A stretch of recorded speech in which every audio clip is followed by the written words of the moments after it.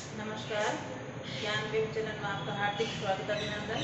हम पढ़ रहे हैं कक्षा 7 के लिए जो आपकी द्वितीय पुस्तक है महाभारत कथा। इसमें हमने कुछ अध्याय कर लिए हैं और आज हमारा अध्याय नंबर है 19, जिसका शीर्षक है द्वेष करने वालों का जी नहीं भरता। और ये नंबर 20 पर है मायावी सरोवर। इनका हम आज अध्ययन करेंगे। द्वेष कौन कर रहा था पांडवों के साथ? दुर्योधन। तो दुर्योधन के मन में ये विचार आता है कि पांडव जंगल में किस प्रकार के कष्ट सह रहे होंगे, तो मैं एक बार उनको कर्ण से कहता है कि एक बार देखना चाहता हूँ। तो ये युक्ति बनाकर किस प्रकार वो पांडवों को जंगल में देखने में जाते हैं और दुर्योधन के साथ में क्या घटनाक्रम होता है उसका वर्णन हम पढ़ेंगे। फिर आपका 20वां अध्याय मायावी सरोवर। तो वो पांडवों के पास में जो जंगल में एक मिलता है और ये सभी भाई माँ उसका पानी पीकर मूर्छित हो जाते हैं। अंत में युधिष्ठिर जाता है और ये जो सरोवर उनसे क्वेश्चन करता है उनके वो जवाब देता है और सभी भाइयों को वापस जिंदा करवा देता है। तो ये कहानी पढ़ेंगे हम मान सरोवर वाली जो मायावी है। तो सबसे पहले द्वेष करने वालों का जी नहीं भरता, इसको पढ़ते हैं। तो पांडवों के वनवास के दिनों में कई ब्राह्मण उनके आश्रम गए। वहां से लौटकर हस्तिनापुर पहुंचे और धृतराष्ट्र को पांडवों के हालचाल सुनाए। पांडवों को वनवास हो गया था तो वन के अंदर कई ब्राह्मण पांडवों से मिलने के लिए जाते हैं और उनकी जो प्रक्रिया या हालचाल है वो आकर किसको बताते हैं? धृतराष्ट्र को। क्यों? धृतराष्ट्र पांडवों के लिए काफी चिंतित रहते थे, किस प्रकार अपना जीवन व्यतीत कर रहे हैं। तो वो बार बार ये बात पूछा भी करते थे और जो ब्राह्मण उनसे मिलने के लिए आते, जो जंगल में गए हुए थे, वो सारा आकर धृतराष्ट्र को पांडवों का हाल बताते थे। धृतराष्ट्र ने जब ये सुना कि पांडव वन में बड़ी तकलीफ उठा रहे हैं तो उनके मन में चिंता और होने लगी। लेकिन दुर्योधन और शकुनी कुछ और ही सोचते थे। ये तो इनके कारण ही उनको वनवास हुआ था, शकुनी और दुर्योधन के कारण ही। तो जो धृतराष्ट्र था तो उनकी तकलीफें देखकर काफी चिंतित हुआ। लेकिन ये दोनों थे बड़े ही खुश हो रहे थे और एक नई स्कीम या नई योजना सोच रहे थे। देखो इनकी क्या योजना है। कर्ण और शकुनी दुर्योधन की चापलूसी किया करते थे, किंतु दुर्योधन को भला इतने से संतोष कहाँ होता। वे कर्ण से कहता, कर्ण मैं तो चाहता हूँ कि पांडवों को मुसीबत में पड़े हुए अपनी आंखों से देख, और इसलिए तुम और मामा कुछ ऐसा उपाय करो कि वन में जाकर पांडवों को देखने की पिताजी से अनुमति मिल जाए। कर्ण से कह रहे हैं कि मैं पांडवों को कठिनाई तकलीफ में एक बार अपनी आंखों से देखना चाहता हूँ, इसलिए आप हमारे पिताजी मतलब धृतराष्ट्र से बात कीजिए ताकि हमें पांडवों के पास या जंगल में जाने की अनुमति मिल जाए। कर्ण बोला, देववन में कुछ बस्तियां हैं, ये देववन पास में पड़ता है, उसकी बात बताइए कि वहाँ कुछ बस्तियां हैं जो हमारे अधीन है, उनके अधिकार में आती है। हर साल इन बस्तियों में जाकर चौपाइयों की गणना करना राजकुमारों का ही काम होता है और उन्हें बस्तियों में जाकर चौपाई मतलब जो 4 पैरों के पशु होते हैं उनको बोलते हैं, जैसे गाय भैंस भेड़ बकरी। तो कहते हैं उनकी गणना करनी होती है और गणना का दायित्व किसको सौंपा हुआ है? राजकुमारों को।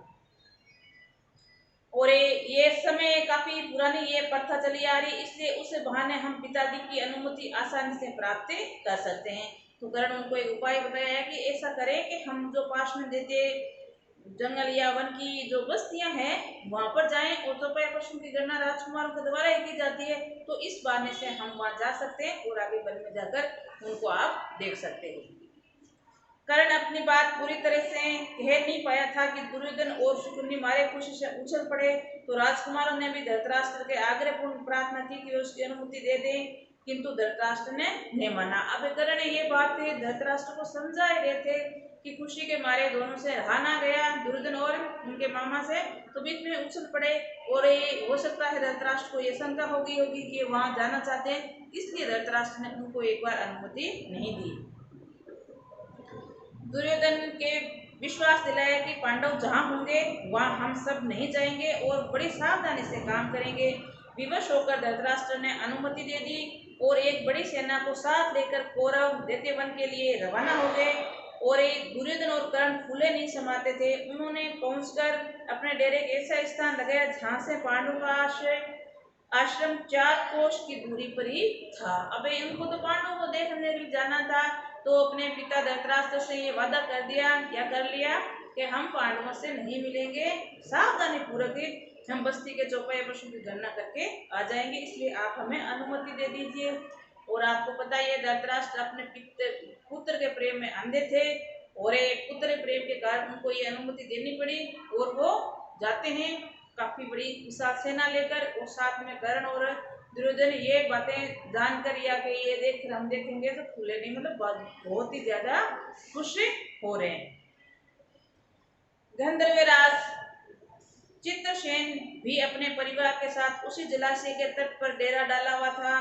तो दुर्योधन ने अनुचर जलाशय के पास गए और किनारे पर तंबू गाड़ने लगे। अब जहाँ ये दुर्योधन जाकर अपना डेरा जमा रहे हैं, वहीं गंधर्वराज चित्रसेन भी परिवार सहित वहां रह रहा था। तो दुर्योधन के आदमियों को जलाशय के पास में देखा तंबू गाड़ते हुए, तो गंधर्वराज ने नौकर बहुत बिगड़े और दुर्योधन के अनुचरों को उन्होंने खूब खबर ली, वहां से उनको खदेड़ दिया था कि आपको यहाँ तंबू नहीं डालना है। वे कुछ नहीं कर सके और अपने प्राण लेकर भाग खड़े हुए। जो दुर्योधन द्वारा भेजे गए सैनिक थे वो वहां अपने कार्य पूर्ण मतलब तंबू वगैरह नहीं गाड़ पाए और वहां से निकल आए। दुर्योधन को जब इस बात का पता चला तो उसे क्रोध की सीमा नहीं रही और वह अपनी सेना लेकर तालाब की ओर बढ़ा।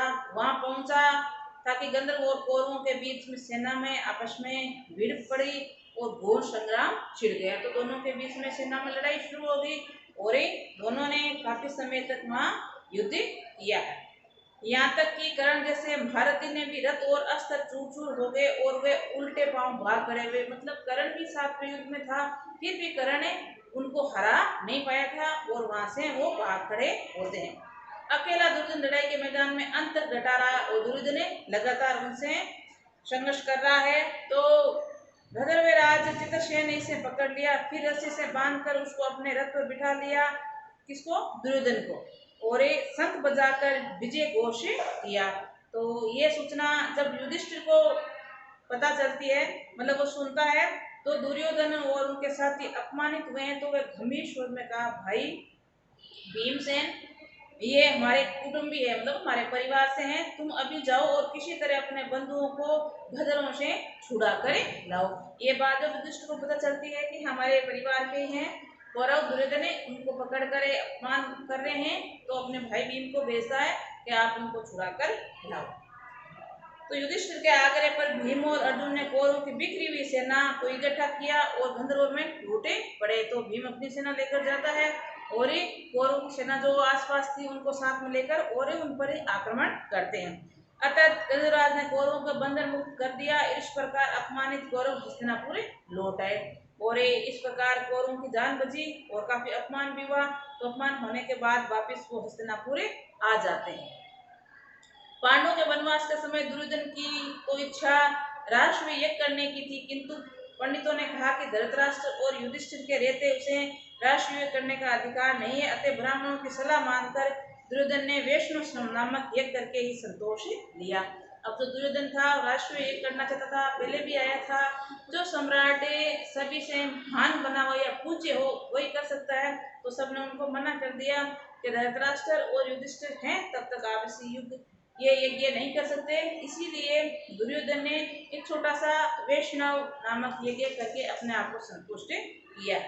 इसी समय की बात है कि महर्षि दुर्वासा अपने 10,000 शिष्यों को साथ लेकर दुर्योधन के राजभवन में पधारे हैं। ये घटनाक्रम बताया जा रहा है। इसका जो महर्षि दुर्वासा है वो अपने 10,000 शिष्यों को लेकर दुर्योधन के राजभवन में आते हैं। तो आने पर दुर्योधन ने सत्कार, ऋषि बहुत प्रसन्न हुआ और कहा, बस कोई वर चाहो तो मांग लो। तो दुर्योधन ने महर्षि देवर्षि का काफी सबका सम्मान किया है, जिससे वो बड़े खुश होते हैं और उनसे वरदान मांगने के लिए कहते हैं। तो दुर्योधन देखो क्या वरदान मांगता है। दुर्योधन बोला, मुनिवर प्रार्थना यह है कि जैसे आपने शिष्यों समेत अतिथि बनकर मुझे अनुग्रहित किया है, वैसे ही वन में मेरे भाई पांडवों के यहाँ जाकर उनका भी सत्कार स्वीकार करें। तो दुर्योधन कह रहा है कि आप जिस प्रकार मेरे यहाँ 10,000 शिष्यों को लेकर आप मेहमान के रूप में पधारे हैं, इसी प्रकार आप मेरे जो भाई है पांडव वो वन में हैं, उनके भी आप मेहमान बनकर उनका सत्कार सम्मान प्राप्त कीजिए। तो आगे एक छोटी सी बात मेरे लिए करने की कृपा करें। एक और बात कह रहा है साथ में, क्या कहता है, वे ये कि आप अपने शिष्यों समेत ठीक उस समय युधिष्ठिर के आश्रम में जाइए जब द्रौपदी पांडवों एवं उनके परिवार को भोजन करा चुकी हो और जब सभी लोग आराम से विश्राम कर रहे होंगे। ये क्यों बोल रहा है उन्होंने ऐसा, क्योंकि द्रौपदी को एक मन्नत रूप में अक्षय पात्र मिला हुआ था जिसमें कभी भी भोजन समाप्त नहीं होता था। लेकिन कारण क्या था, अगर द्रौपदी ने खाना खा लिया तो फिर वो अगली सुबह ही वापस भोजन उन्हें प्राप्त होगा। इसीलिए ये बात कह रहा है कि अगर मान लीजिए देवर्षि पहले चले गए तो अक्षय पात्र से सबको भोजन करवा देगी। अगर वो द्रौपदी के खाना खाने के बाद जाते हैं तो रात को तो वो खाना अक्षय पात्र में आए नहीं, सुबह मिलेगा, मतलब अगली सुबह को मिलता है।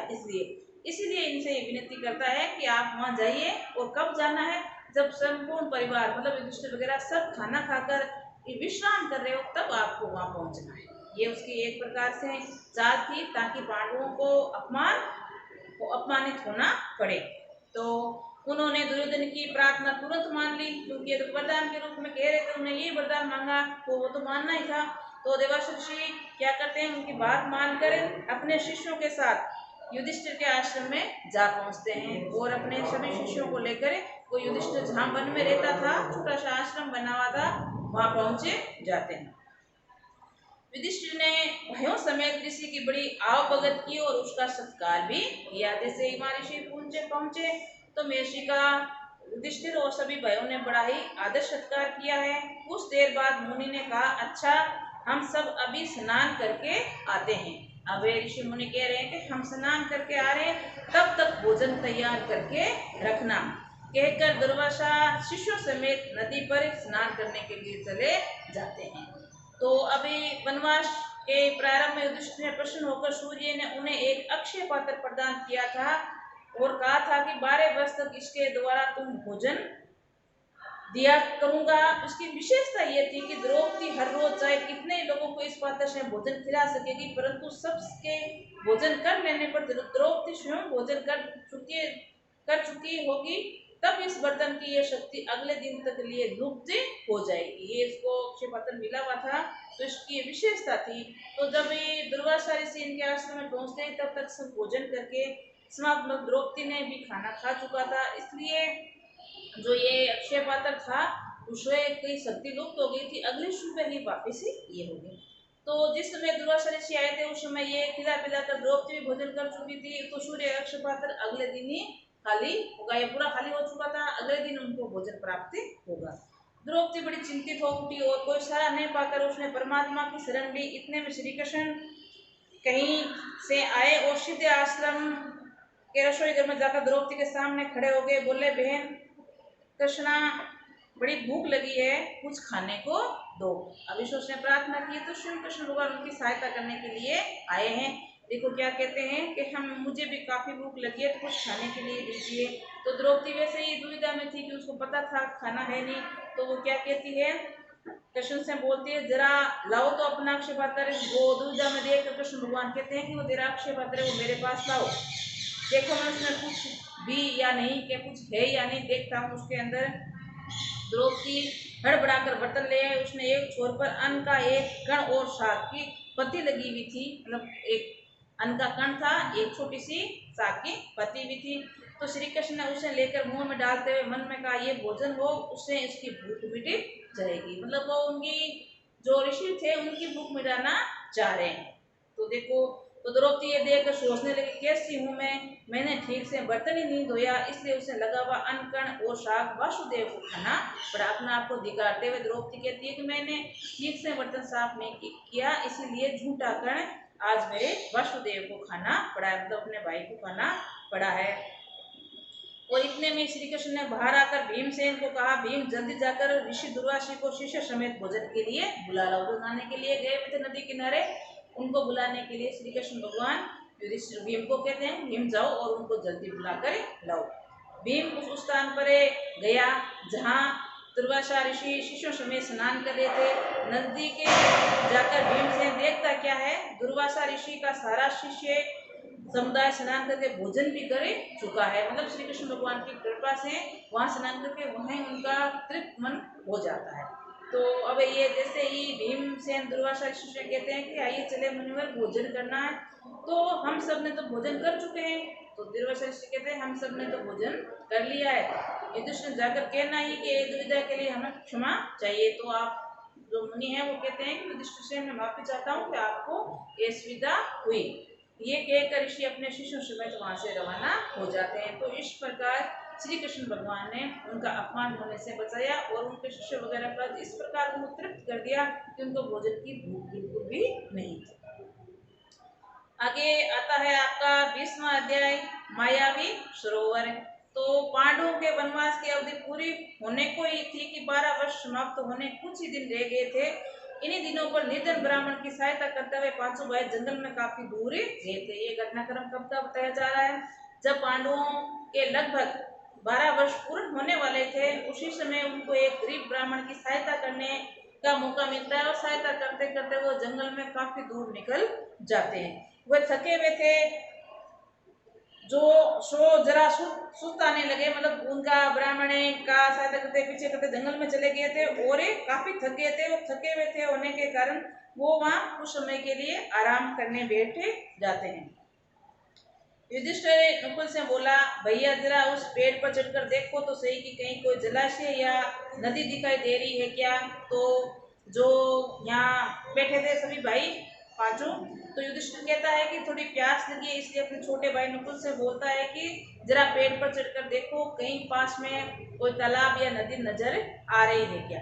नकुल ने पेड़ पर चढ़कर देखा, उतर कर कहा कि कुछ दूरी पर ऐसे पौधे दिखाई दे रहे हैं जो पानी के नजदीक ही उगते हैं और आसपास कुछ बुगले भी बैठे हुए हैं। मतलब कहने का तात्पर्य यहाँ अवश्य ही कोई आसपास तालाब या जलाशय होगा, तभी इस प्रकार की स्थिति नजर आ रही है।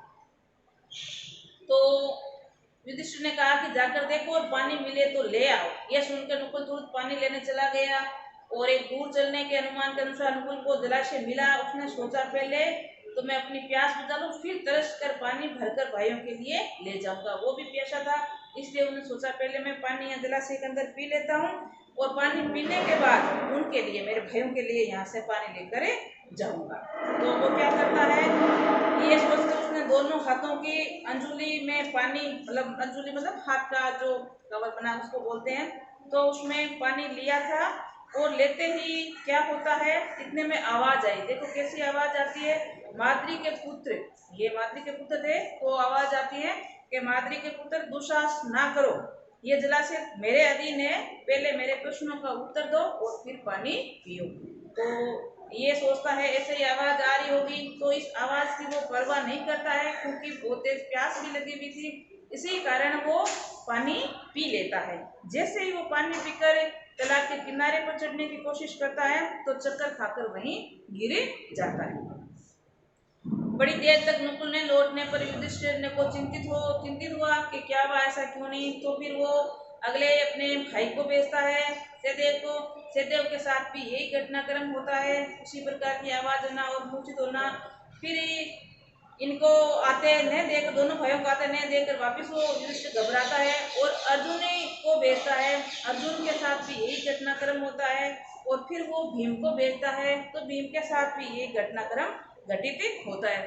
तो चारों भाइयों को देखकर, मतलब अभी तक क्यों नहीं आए, इससे चिंतित होकर खुद युधिष्ठिर वहां जाते हैं, कहाँ, उस जलाशय की ओर जहाँ चारों भाई मूर्छित अवस्था में गिरे पड़े या मरण अवस्था में गिरे पड़े हैं।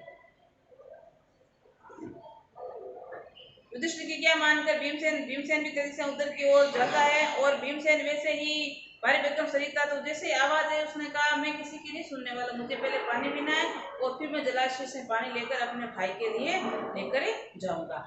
तो अभी सारे भाई नहीं आने पर युधिष्ठिर है जैसे जो विशेला तालाब था वहां जाते हैं और जिसका जल पीकर चारों भाई मर्त में पड़े थे। चारों भाइयों की उस विषैले पानी पीने से मृत्यु हो गई थी।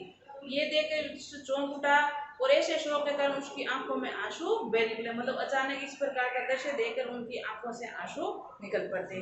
कुछ देर तो विलाप करने के बाद युधिष्ठिर ने जरा ध्यान से भाइयों के शरीर को देखा तो उसने अपने आप से कहने लगा, ये तो कोई मायावी जाल सा लगता है। आसपास तो जमीन पर किसी शत्रु के पांव भी के निशान भी नजर नहीं आ रहे हैं। हो सकता है ये भी दुर्योधन का ही कोई षड्यंत्र रचा हो, संभव पानी में विष मिला दिया होगा।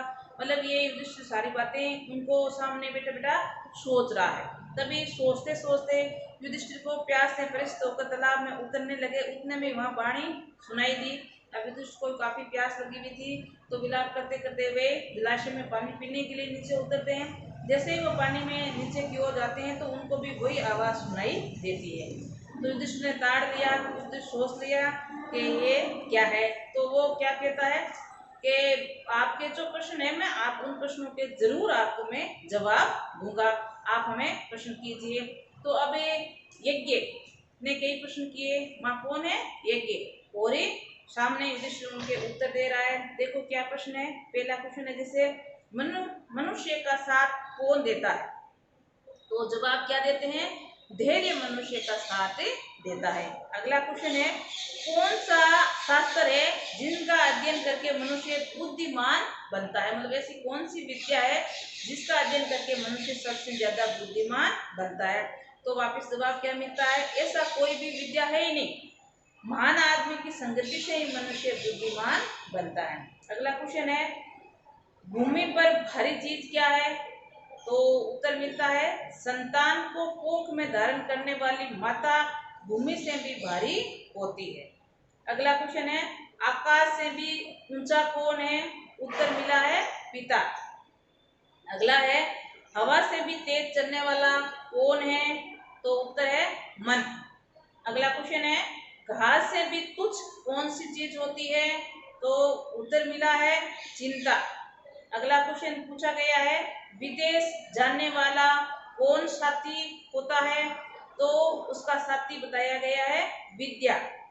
अगला क्वेश्चन पूछा गया है घर ही में रहने वाला कौन साथी होता है? तो उत्तर मिला है पत्नी। अगला क्वेश्चन है मरणासन व्रत का मित्र कौन होता है? तो दान, क्योंकि वही मृत्यु के बाद अकेले चलने वाले जीव के साथ चलता है। मतलब दान ऐसी वस्तु है जो मनुष्य के मरने के बाद में उनके साथ रहती है। अगला क्वेश्चन है बर्तनों में सबसे बड़ा कौन सा है? तो भूमि ही सबसे बड़ा बर्तन है, क्योंकि इसमें सब कुछ समा जाता है। अगला प्रश्न पूछा गया है सुख क्या है?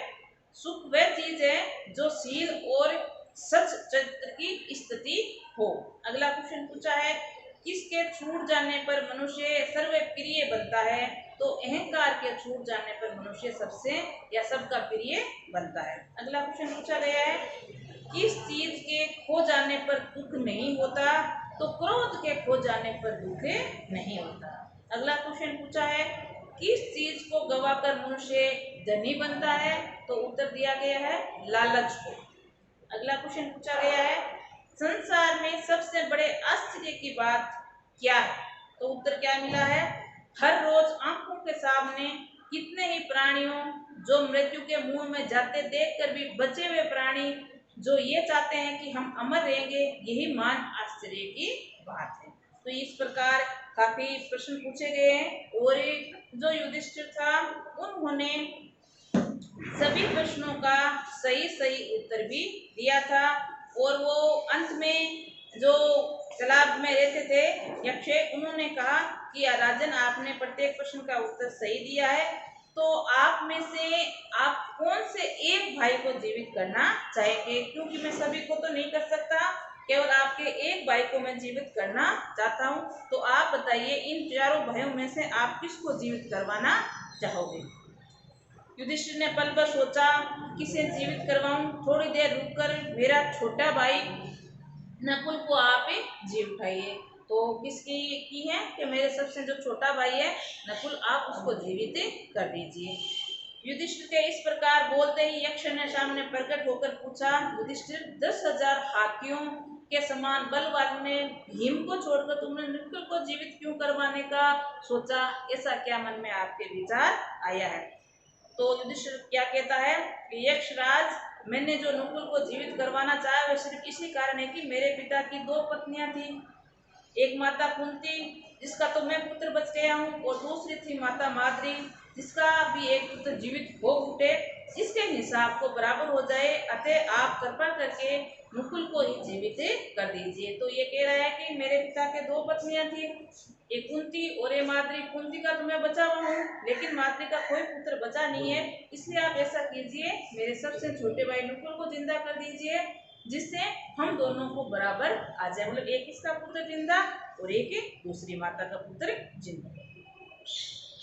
पक्षपात में रहित मेरे प्यारे पुत्र, तुम्हारे चारों भाइयों को जी उठा। यक्ष ने वचन दिया, कहा कि इस प्रकार की बातें सुनकर मैं बड़ा ही प्रसन्न हुआ हूँ, खुश हुआ हूँ कि तू अपनी माता के दूसरे पुत्र को भी जिंदा देखना चाहता है, तो उन चारों भाइयों को भी जिंदा कर देता हूँ। उन्होंने युधिष्ठिर के सद्गुणों को मग्न होकर उन्हें छाती से लगा लिया और आशीर्वाद देते कहा कि 12 वर्ष के वनवास की अवधि पूर्ण होने पर अब थोड़े ही दिन बाकी रह गए। 12 मास तक तो तुमने अज्ञातवास करना है, मतलब 1 साल के लिए, 12 महीना के लिए। वे भी सफलतापूर्ण पूर्ण हो जाएगा। तुम और तुम्हारे भाइयों को कोई भी नहीं पहचान सकेगा। तुम अपनी प्रतिज्ञा सफलता के साथ पूरी करोगे। इतना कहकर धर्मदेव अंतर्ध्यान हो गए। उन्होंने आशीर्वाद दे दिया है कि तुमने जो अज्ञातवास पूर्ण करोगे उसमें आपके कोई बाधा नहीं आएगी। तुम अवश्य ही जो 1 वर्ष के लिए तुम्हारा अज्ञातवास है उसको पूर्ण कर लो। वनवास की कठिनाइयां पांडवों के धीरज के साथ झेल ली थी। अर्जुन इंद्रदेव के दिव्य शास्त्र प्राप्त करने के वापस आ गए। भीमसेन ने भी सुगंधित फूलों वाले सरोवर के पास हनुमान से भेंट कर ली थी और इनका आलिंगन प्राप्त करके 10 गुना अधिक शक्तिशाली हो गए थे। मायावी सरोवर के पास युधिष्ठिर ने स्वयं धर्मदेव के दर्शन दिए और उसे गले मिलने का सौभाग्य प्राप्त हो गया था। मतलब जो घटनाक्रम हुआ है वन में इनका 12 वर्ष के अंदर, वो बताया जा रहा है। और ये वनवास की अवधि पूरी होने पर युधिष्ठिर ने ब्राह्मणों की अनुमति लेकर उन्हें और अपने परिवार के अन्य लोगों को कहा कि वे नगर को लौट जाएं। युधिष्ठिर की बात मानकर सब लोग नगर लौट आए और ये खबर उड़ गई कि पांडव हम लोगों को आधी रात में सोया छोड़कर वन के जाने कहाँ चले गए। ये सुनकर लोगों को बड़ा दुख हुआ। उधर पांडव वन में एक अज्ञात स्थान पर बैठकर आगे कार्यक्रम के बारे में सोचने लगे, क्योंकि ये 12 वर्ष लगभग उनके पूर्ण हो चुके थे। जो 1 वर्ष उनको अज्ञात वर्ष के रूप में व्यतीत करना था, उसके बारे में जंगल में जाकर सोच विचार कर रहे हैं। युधिष्ठिर ने अर्जुन से पूछा, अर्जुन बताओ कि ये 13वां वर्ष किस देश और किस तरह बिताया जाए, क्योंकि उनको ये बताया हुआ था अगर अज्ञात वर्ष में कहीं भी नजर आ गए तो वापस 12 वर्ष का आपको वनवास दे दिया जाएगा। इसलिए इसकी योजना बना रहे हैं कि ऐसा कौन सा स्थान, एकांत स्थान हम ढूंढे या रहे जहाँ हमें कोई पहचान ना सके। तो अर्जुन ने जवाब दिया, महाराज इसमें संदेह नहीं है कि हम 12 महीने बड़ी सुगमता के साथ इस प्रकार बिता दिए, मतलब 12 वर्ष हमारे बिल्कुल बीत चुके हैं, जिसने किसी को हमारी असली परिचय न मिले। अच्छा यही होगा कि हम सब एक साथ रहें। कौरवों के देश के आसपास पांचाल, मत्स्य, वेदे, ये उनके देशों के नाम है। शूरसेन, मगध आदि कितने देश है जिनमें आप जिसे पसंद करें वही जाकर रह जाइए। यदि मुझसे पूछ जाए तो मैं कहूँगा मत्स्य देश में जाकर रहना ठीक होगा। कहते हैं कि हमारे पांचाल देश के आसपास में कई ऐसे राज्य हैं जिसमें आपसे सब परिचित हैं और उस परिचय के कारण हम कहीं भी जाकर रह सकते हैं। तो मेरी अगर राय मानो, आप कहना ठीक मानो, तो मैं कहता हूँ कि आप मत्स्य देश में जाकर रहिए। इस देश के अधीन राजा विराट हैं, उसे मगध के मत्स्य के जो शासक है उसका क्या नाम बताया, विराट है। विराट नगर बहुत सुंदर और समृद्ध है। मेरी जैसी राय है, आप आगे उचित समझे। अर्जुन कह रहा है मेरी तो यही राय है, आगे आप अपना फैसला आप जाने। युधिष्ठिर ने कहा मत्स्य राजा विराट बड़े ही शक्ति और संपन्न है, मतलब जो ये राजा है बड़े शक्तिशाली हैं। युधिष्ठिर की दुर्योधन की बातों से आने वाला नहीं होगा, आज विराट के यहाँ छिपकर रह सकते हैं। तो ये सलाह दे रहा है अर्जुन कि अगर हमें वहाँ मत्स्य के अंदर रहें तो वह राजा काफी विराट भी है और ये दुर्योधन को कभी पता नहीं चलने देगा कि पांडव हमारे यहाँ कर रह रहे हैं, इसलिए हम 1 वर्ष यहाँ आसानी से व्यतीत कर सकते हैं। तो ये आज के हमारे 2 अध्याय कंप्लीट होते हैं, नंबर 19 और 20। द्वेष करने वालों का जी नहीं पड़ता और मायावी। आगे वाला हम बाद में करेंगे। तो आज के लिए इतना ही।